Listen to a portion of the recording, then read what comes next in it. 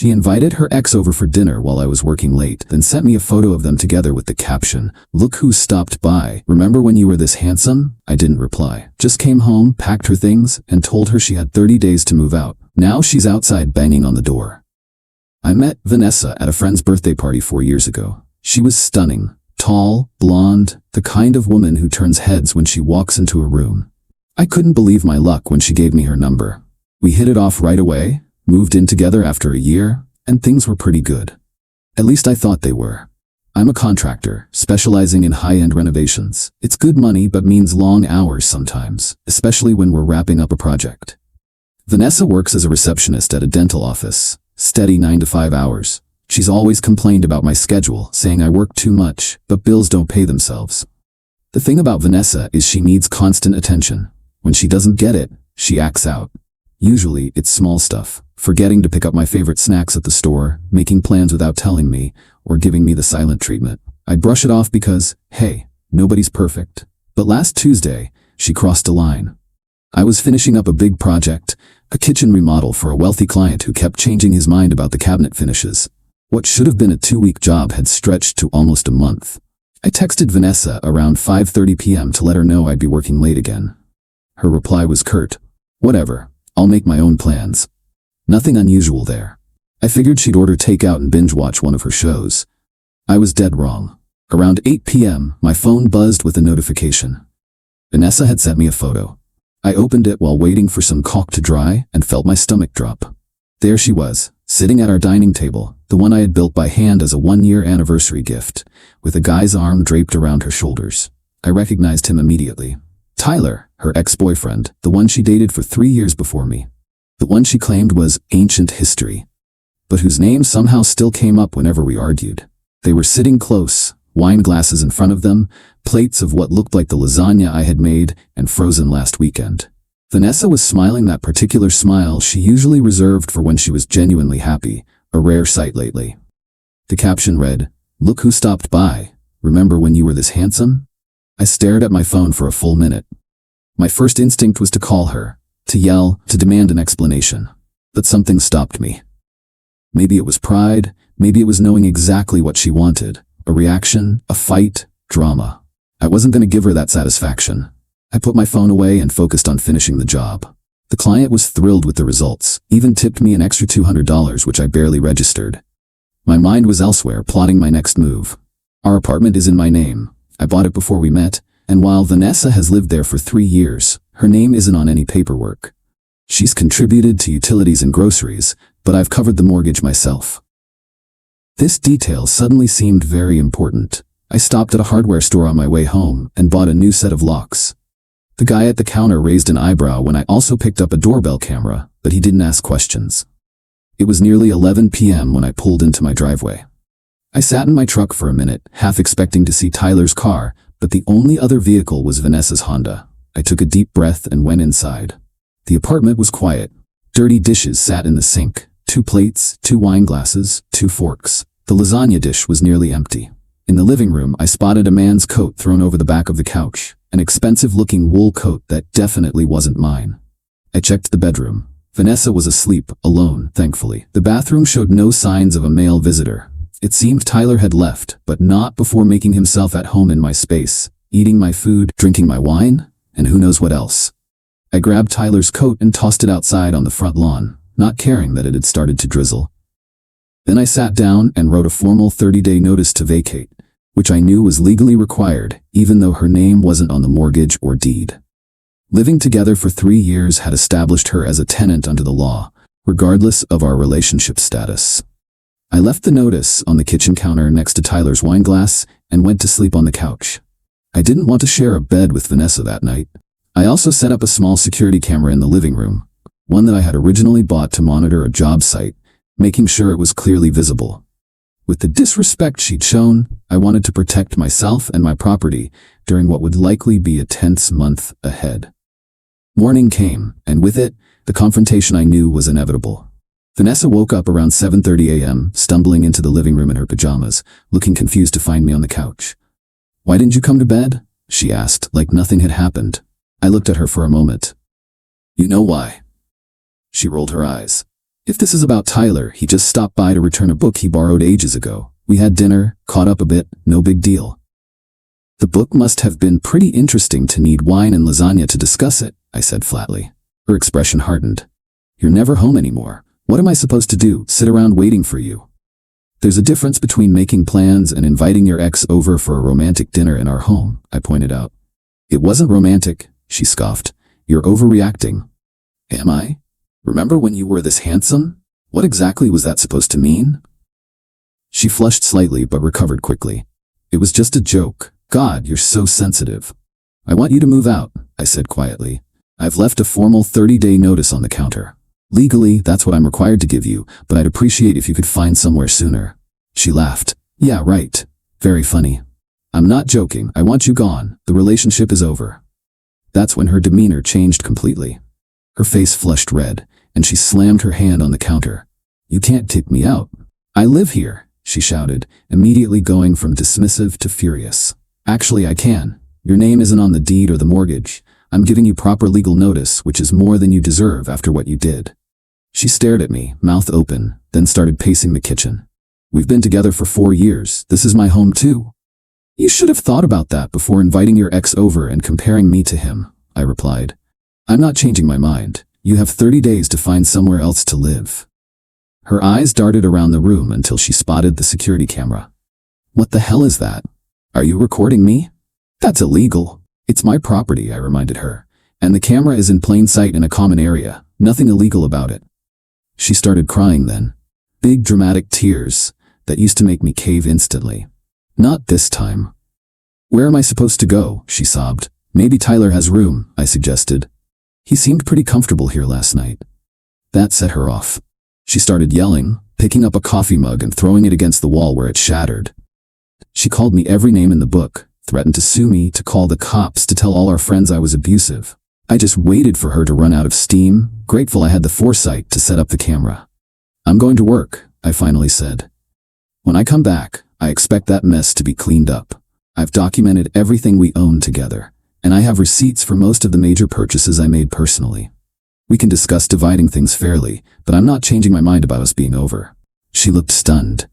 You're seriously doing this? Over one dinner? No, I corrected her. I'm doing this because you deliberately tried to hurt me. You invited a man you knew I was uncomfortable with into our home, sent me a photo to make me jealous, and then lied about it. That shows me exactly how much you respect me and this relationship, which is not at all. I left for work, half expecting the apartment to be trashed when I got home. Instead, I found a note from Vanessa saying she was staying at her friend Kelly's place for a few days, but would be back to get more of her things. She'd taken some clothes and personal items. Part of me was relieved for the space, the other part suspicious of what she might be planning. Over the next few weeks, Vanessa came by occasionally to gather more of her belongings. Our interactions were tense, but civil. She'd accepted that we were over, but was dragging her feet on fully moving out. The 30-day deadline was approaching, and she still had significant belongings in the apartment. Around day 25 of the 30-day notice period, I got a call from a number I didn't recognize. It was Tyler. Hey man, I think we need to talk, he started. We have nothing to talk about, I replied. Look, Vanessa told me you guys were on a break, he said, sounding uncomfortable. She said you were probably going to end things anyway because of how much you work. I wouldn't have come over if I knew. Save it, I interrupted. I don't care what she told you. You two deserve each other. He sighed. Fair enough. Just so you know, she told Kelly she's planning to claim squatters' rights or something to stay in your place longer. Thought you should know. I thanked him for the heads up, surprised by his decency, and ended the call. That weekend, I arranged for my buddy Mike to help me move the rest of Vanessa's things. I texted her that I'd be boxing up whatever she hadn't taken and would have it ready for her to pick up on day 30, the final day of the notice period. I made sure to document everything carefully, taking photos of her belongings before packing them to prevent any claims of damage or theft. On the final day, Vanessa arrived with Kelly and, surprisingly, Tyler in tow. I had Mike with me, partly as a witness and partly because he's built like a linebacker and I wasn't taking any chances. The move-out was tense, but uneventful. Vanessa took the TV, the couch, the coffee table, and several kitchen appliances, all stuff we bought together and had agreed upon during our earlier discussions. I had maintained a detailed inventory with receipts for anything I had purchased before our relationship or solely with my own money. For jointly purchased items, we'd gone through everything methodically the week before, dividing things based on who used them most and who had contributed more to the purchase. I didn't argue over borderline items. Material things can be replaced, peace of mind can't. As they were loading the last of her boxes, Vanessa approached me, eyes red from crying. "This is really it?" she asked quietly. 4 years, over just like that. "You ended things, not me," I replied. "I'm just making it official." She handed me her tea and left without another word. I thought that would be the end of it. I was wrong. That evening, after Vanessa had fully moved out, I finally changed the locks. With the formal eviction process complete and her belongings removed, I was legally in the clear to secure my property. Around 9 p.m., my doorbell camera alerted me to movement outside. Vanessa was back, alone this time, clearly drunk. She started banging on the door, yelling my name. "I know you're in there," she shouted. "Open the door. We need to talk." I didn't respond, just watched through the camera as she alternated between pounding on the door and crying on the front step. "I made a mistake," she wailed. "I was just trying to make you jealous. Nothing happened with Tyler, I swear." This continued for nearly 3 hours. She'd bang on the door until her hands hurt, then sit and cry, then try again. Neighbors poked their heads out a few times. Eventually, Mrs. Peterson from next door came over. "Vanessa, honey, it's almost midnight." I heard her say through the camera. "People are trying to sleep. I'm gonna have to call the police if you don't leave soon." Vanessa pleaded with her not to call anyone, but Mrs. Peterson was firm. "You can come back tomorrow when you're sober. This isn't helping your case." Finally, around midnight, she gave up and called an Uber. I watched the car drive away and felt nothing but relief. The next morning, my phone exploded with texts and calls from mutual friends. Vanessa had apparently told everyone I'd thrown her out for no reason and changed the locks while she was at work. Some believed her, some didn't, some just wanted the drama. I responded selectively, explaining to close friends that I had given her proper 30-day notice and only changed the locks after she had fully moved out. I showed the photo she'd sent me to a few people who deserved to know the truth. Our friend group fractured as expected. Some took her side, believing I had overreacted to just a dinner. Others supported my decision, especially those who had witnessed Vanessa's manipulative behavior in the past. Several friends tried to remain neutral, saying they didn't want to get involved in our personal business. I respected that position. It's not easy being caught in the middle. As for me, I'm doing all right. The apartment feels empty sometimes, but peaceful. I've been working normal hours again, spending weekends fixing up the place. New paint, new furniture, small changes that make it feel like mine again. 3 months after Vanessa moved out, I ran into her and Tyler at a restaurant. She looked away, but he nodded awkwardly. I returned the nod and continued to my table. No drama, no scenes, just acknowledgement and distance. Some people have suggested I overreacted, that changing the locks was extreme for what might have just been an innocent dinner. But those people didn't see the look in her eyes in that photo. Smug, challenging, deliberately hurtful. They didn't know about the 1,000 small ways she tried to make me jealous over the years, or how often Tyler's name came up when she wanted to wound me. What Vanessa never understood was that I'm not the type to yell and fight. I'm the type who walks away when disrespected. She kept pushing boundaries, expecting me to push back, creating drama to feel wanted. When I finally enforced a real boundary, she couldn't handle it. The night she stood outside banging on the door for 3 hours told me everything I needed to know. She didn't want me back because she loved me. She wanted me back because I was finally doing something she hadn't predicted. I was no longer playing my assigned role in her drama. 6 months have passed now.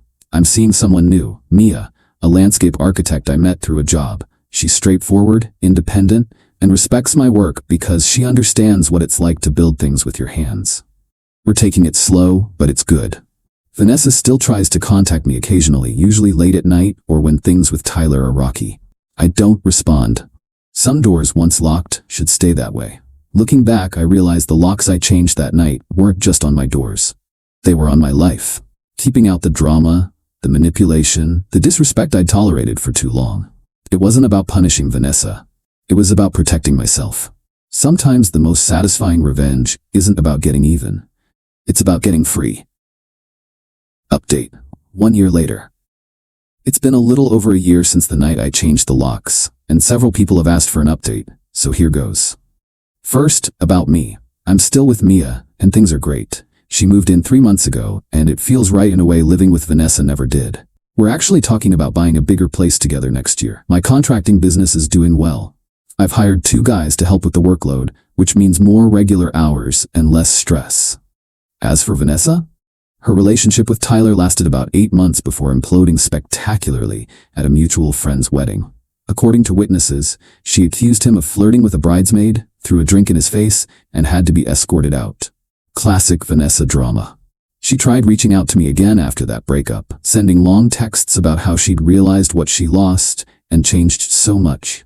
I didn't respond. Some lessons need to be learned the hard way, and I'm not interested in being anyone's backup plan. The apartment looks completely different now. Mia and I repainted, bought new furniture, and rearranged everything. The dining table I built is still here, but we refinished it together, sanding away the old memories and creating new ones. What surprised me most about this whole experience was how quickly I moved on once I made the decision to prioritize my self-respect. For years, I'd tolerated Vanessa's behavior because I thought that's what you do when you love someone. You weather the storms, you compromise, you forgive. But there's a difference between compromise and surrender, between forgiveness and being a doormat. The night I saw that photo of her with Tyler, something clicked. It wasn't jealousy I felt, it was clarity. I suddenly saw all the ways I'd been diminishing myself to keep her happy, all the disrespect I'd normalized, all the manipulation I'd accepted as just how she is. Changing those locks wasn't just about keeping her out of my home, it was about reclaiming my life, my dignity, my peace of mind. And that, more than any revenge, has been the most satisfying outcome of all.